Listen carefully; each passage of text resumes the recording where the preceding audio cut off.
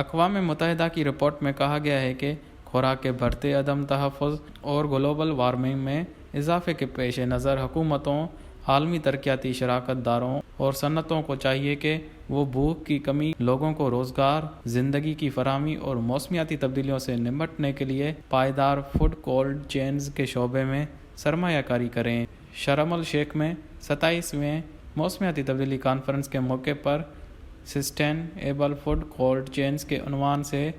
UN environmental programme اور اقوام متحدہ کے فوڈ اینڈ ایگریکلچر آرگنائزیشن کی جانب سے ہفتے کے روز جاری کی گئی جاری کردہ رپورٹ سے پتہ چلا ہے کہ 2050 تک اضافی 2 ارب لوگوں کی خوراک کی ضروریات کو پورا اور گرین ہاؤس گیسز کے بڑھتے ہوئے اخراج سے بچنے کے چیلنج سے نمٹنے کے لیے فوڈ کولڈ چین بروئے کار لانا اہم ہے۔ دنیا میں بھوک سے متاثرہ افراد کی تعداد 2021 میں بڑھ کر 22 کروڑ 80 لاکھ ہو گئی، جس میں سالانہ بنیادوں پر 4 کروڑ 60 لاکھ افراد کا اضافہ ہوا ہے۔ 2020 میں تقریباً 3 ارب 10 کروڑ لوگ صحت بخش غذا استعمال کرنے کے متحمل نہ ہو سکے اور یہ تعداد 2019 کے مقابلے میں 11 کروڑ 20 لاکھ زیادہ ہے۔